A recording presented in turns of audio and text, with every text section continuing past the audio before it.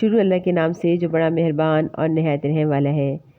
قسم ہے صفت باندھنے والے فرشتوں کی، پھر ان کی جو روک ٹوک کرتے ہیں، پھر ان کی جو ذکر تلاوت کرتے ہیں، تمہارا معبود ایک ہی ہے جو تمام آسمانوں اور زمین اور ان کے درمیان کی ہر چیز کا مالک ہے، اور ان تمام مقامات کا مالک جہاں سے ستارے طلوع ہوتے ہیں۔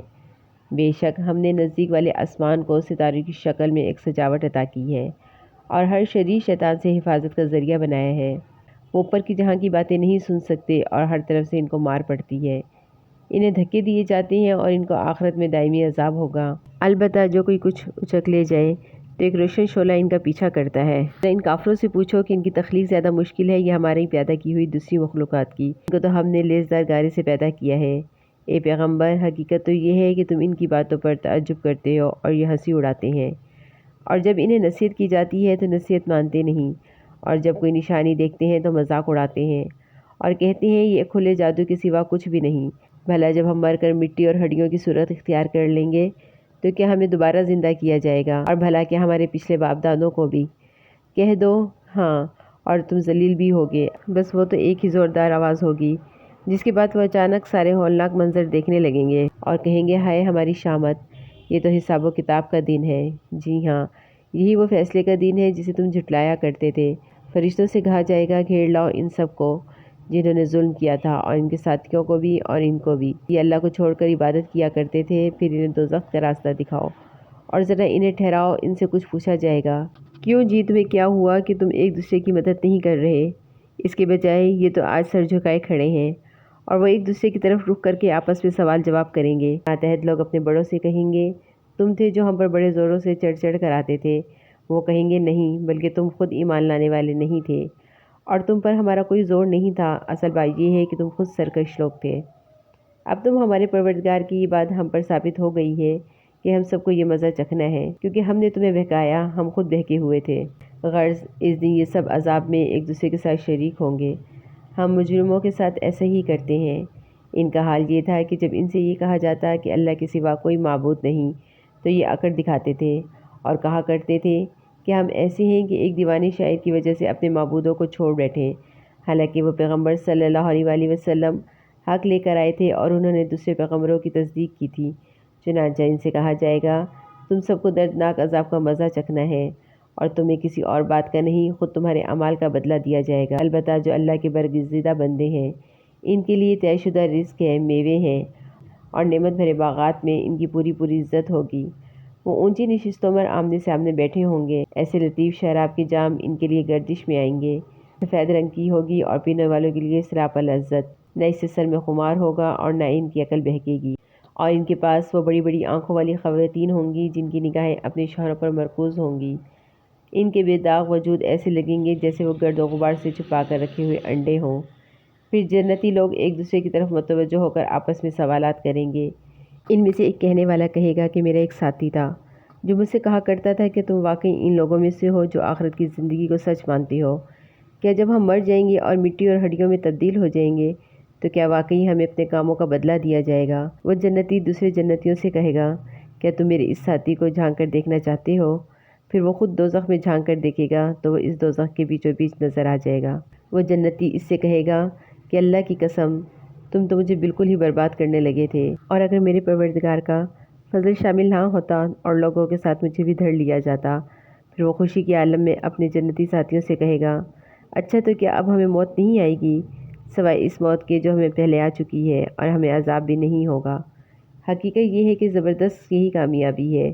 اس جیسی کامیابیوں کے لیے عمل کرنے والوں کو عمل کرنا چاہیے۔ بھلا یہ مہمانی اچھی ہے یہ زقوم کا درخت؟ ہم نے اس درخت کو ان ظالموں کے لیے ایک آزمائش بنا دیا۔ دراصل وہ درخت ہی ایسا ہے جو دوزخ کی تہہ سے نکلتا ہے، اور اس کا خوشہ ایسا ہے جیسے شیطان کا سر۔ چنانچہ دوزخی لوگ اسی سے خوراک حاصل کریں گے اور اسی سے پیٹ بھریں گے، پھر انہیں اس کے اوپر سے کھولتے ہوئے پانی کا میزہ ملے گا، پھر وہ لوٹیں گے تو اسی دوزخ کی طرف لوٹیں گے۔ انہوں نے اپنے باپ دادوں کو گمراہی کی حالت میں پایا تھا، چنانچہ یہ انہی کے نقش قدم پر لپک لپک کر دوڑتے ہیں، اور ان سے پہلے جو لوگ گزر چکے ہیں ان میں سے اکثر لوگ بھی گمراہ ہوئے۔ اور حقیقت یہ ہے کہ ہم نے ان کے درمیان خبردار کرنے والے پیغمبر بھیجے تھے۔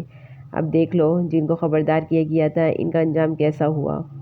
البتہ جو اللہ کے برگزیدہ بندے ہیں وہ محفوظ رہے، اور نوح نے ہمیں پکارا تھا تو دیکھ لو کہ ہم پکار کر کتنا اچھا جواب دینے والے ہیں، اور ہم نے انہیں اور ان کے گھر والوں کو بڑے کرب سے نجات دی، اور ہم نے انہی کی نسل کو باقی رکھا۔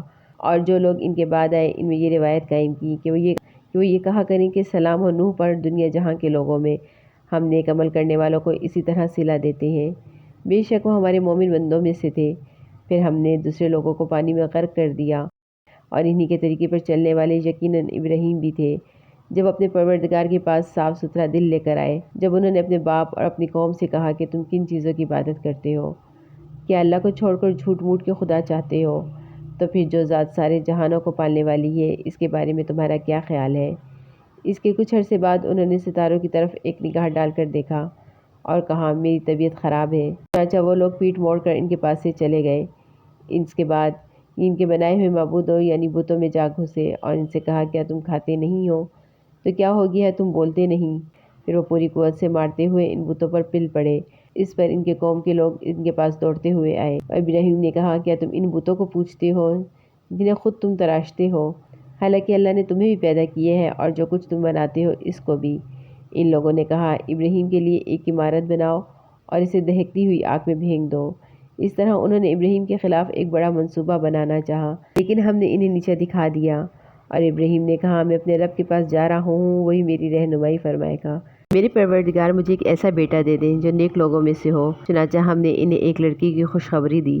پھر جب وہ لڑکا ابراہیم کے ساتھ چلنے پھرنے کے قابل ہو گیا تو انہوں نے کہا بیٹا میں خواب میں دیکھتا ہوں کہ تمہیں زنج کر رہا ہوں، اب سوچ کر بتاؤ تمہاری کیا رائے ہے؟ بیٹے نے کہا ابا جان آپ وہی کیجئے جس کا آپ کو حکم دیا جا رہا ہے، انشاءاللہ آپ مجھے صبر کرنے والوں میں پائیں گے۔ چنانچہ وہ عجیب منظر تھا جب دونوں نے سر جھکا دیا اور باپ نے بیٹے کو پیشانی کے بل گرا دیا، اور ہم نے انہیں آواز دی اے ابراہیم تم نے خواب کو سچ کر دکھایا، یقیناً ہم نیکی کرنے والوں کو اسی طرح صلہ دیتے ہیں، یقیناً یہ کھلا ہوا امتحان ہے، اور ہم نے ایک عظیم ذبح کا فدیہ دے کر اس بچے کو بچا لیا۔ اور جو لوگ ان کے بعد آئے اس میں یہ روایت قائم کی کہ وہ یہ کہا کریں کہ سلام ہو ابراہیم پر، ہم نیکی کرنے والوں کو اسی طرح صلہ دیتے ہیں، یقیناً وہ ہمارے مومن بندوں میں سے تھے۔ اور ہم نے انہیں اسحاق کی خوشخبری دی کہ وہ صالحین میں سے ایک نبی ہوں گے، اور ہم نے ان پر بھی برکتیں نازل کی، اور اسحاق پر بھی اور ان کی اولاد میں سے کچھ لوگ نیک عمل کرنے والے ہیں اور کچھ اپنی جان پر کھلم کھلا ظلم کرنے والے ہیں۔ بے شک ہم نے موسیٰ اور ہارون پر بھی احسان کیا، اور ہم نے انہیں اور ان کی قوم کو ایک بڑے کرب سے نجات دی، اور ہم نے ان کی مدد کی جس کے نتیجے میں وہی غالب رہے، اور ہم نے ان دونوں کو ایسی کتاب عطا کی جو بالکل واضح تھی، اور ان دونوں کو سیدھے راستے کی ہدایت دی۔ اور جو لوگ ان کے بعد آئے ان میں یہ روایت قائم کی کہ وہ یہ کہا کریں کہ سلام ہو موسیٰ اور ہارون پر، یقیناً ہم نیکی کرنے والوں کو اسی طرح صلہ دیتے ہیں، بے شک وہ دونوں ہمارے مومن بندوں میں سے تھے، اور الیاس بھی یقیناً پیغمبروں میں سے تھے۔ جب انہوں نے اپنی قوم سے کہا تھا کہ کیا تم لوگ اللہ سے ڈرتے نہیں؟ کیا تم بیل نامی بت کو پوجتے ہو اور اس کو چھوڑ دیتے ہو جو سب سے بہتر تخلیق کرنے والا ہے، اس اللہ کو جو تمہارا بھی پروردگار ہے اور تمہارے باپ دادوں کا بھی جو پہلے گزر چکے ہیں۔ پھر ہوا یہ کہ انہوں نے الیاس کو جھٹلایا، اس لیے وہ ضرور عذاب میں دھر لیے جائیں گے، البتہ اللہ کے برگزیدہ بندے محفوظ رہیں گے۔ اور جو لوگ اس کے بعد آئے تھے ان میں سے ہم نے یہ روایت قائم کی کہ وہ یہ کہا کریں کہ سلام ہو الیاسین پر، یقیناً ہم نیکی کرنے والوں کو اسی طرح صلہ دیتے ہیں، بے شک وہ ہمارے مومن بندوں میں سے تھے۔ اور یقیناً لوط بھی پیغمبروں میں سے تھے جب انہوں نے اس کو اور ان کے سارے گھر والوں کو عذاب سے نجات دی، سوائے ایک بڑھیا کے جو پیچھے رہ جانے والوں میں شامل رہی۔ پھر ہم نے دوسرے لوگوں کو ملیہ میٹ کر دیا، اور اے مکہ والو تم ان کی بستیوں پر سے گزرا کرتے ہو، کبھی صبح ہوتے اور کبھی رات کے وقت، کیا پھر بھی تمہیں عقل نہیں آتی؟ اور یقیناً یونس بھی پیغمبروں میں سے تھے، جب وہ بھاگ کر بھری ہوئی کشتی میں پہنچے پھر وہ قرہ اندازی میں شریک ہوئے اور قرے میں مغلوب ہوئے، پھر مچھلی نے انہیں نگل لیا جبکہ وہ اپنے آپ کو ملامت کر رہے تھے۔ چنانچہ اگر وہ تسبیح کرنے والوں میں سے نہ ہوتے تو وہ اس دن تک اس مچھلی کے پیٹ میں رہتے جس دن مردوں کو زندہ کیا جائے گا۔ پھر ہم نے انہیں ایسی حالت میں ایک کھلے میدان میں لا کر ڈال دیا کہ وہ بیمار تھے، اور ان کے اوپر ایک بیلدار درخت اگا دیا، اور ہم نے انہیں 1,00,000 بلکہ اس سے بھی زیادہ لوگوں کے پاس پیغمبر بنا کر بھیجا تھا۔ پھر وہ ایمان لے آئے تھے، اس لیے ہم نے انہیں ایک زمانے تک زندگی سے فائدہ اٹھانے کا موقع دیا۔ اب ان مکہ کے مشرکوں سے پوچھو کہ کیا اے پیغمبر تمہارے رب کے حصے میں تو بیٹیاں آئی ہیں اور خود ان کے حصے میں بیٹے، یا پھر جب ہم نے فرشتوں کو عورت بنایا تھا تو کیا یہ دیکھ رہے تھے؟ یاد رکھو یہ اپنی من گھڑت باتوں کی وجہ سے کہتے ہیں کہ اللہ کو کوئی اولاد ہے اور یہ لوگ یقینی طور پر جھوٹے ہیں کہ اللہ نے بیٹوں کے بجائے بیٹیاں پسند کی ہیں۔ تمہیں کیا ہو گیا ہے، تم کیسا انصاف کرتے ہو؟ بھلا کیا تم اتنا بھی دھیان نہیں دیتے؟ یا اگر تمہارے پاس کوئی واضح دلیل ہو تو لاؤ اپنی وہ کتاب اگر تم سچے ہو۔ انہوں نے اللہ اور جنات کے درمیان بھی نسبی رشتہ بنا رکھا ہے، حالانکہ خود جنات کو یہ معلوم ہے کہ یہ لوگ مجرم بن کر پیش ہوں گے، کیونکہ جو باتیں یہ بناتے ہیں اللہ ان سب سے پاک ہے۔ البتہ اللہ کے برگزیدہ بندے محفوظ رہیں گے، کیونکہ تم اور جن کی تم عبادت کرتے ہو کسی کو اللہ کے بارے میں گمراہ نہیں کر سکتے سوائے ایسے شخص کے جو دوزخ میں جلنے والا ہو۔ کہتے ہیں کہ ہم نے، اور فرشتے تو یہ کہتے ہیں ہم میں سے ہر ایک کا ایک معین مقام ہے، اور ہم تو اللہ تعالیٰ کی اطاعت میں سخت باندھے رہتے ہیں، اور ہم تو اللہ کی پاکی بیان کرتے ہیں۔ اور یہ کافر لوگ پہلے تو یہ کہا کرتے تھے کہ اگر ہمارے پاس پچھلے لوگوں کی طرح کوئی نصیحت کی کتاب ہوتی تو ہم بھی ضرور اللہ کے برگزیدہ بندوں میں شامل ہوتے۔ پھر بھی انہوں نے کفر کی روش اپنائی، اس لیے انہیں سب پتہ چل جائے گا، اور ہم پہلے ہی اپنے پیغمبر بندوں کے بارے میں یہ بات طے کر چکے ہیں کہ یقینی طور پر ان کی مدد کی جائے گی، اور حقیقت یہ ہے کہ ہمارے لشکر کے لوگ ہی غالب رہتے ہیں۔ لہٰذا اے پیغمبر تم کچھ وقت تک ان لوگوں سے بے پرواہ ہو جاؤ اور انہیں دیکھتے رہو، عن قریب یہ خود بھی دیکھ لیں گے۔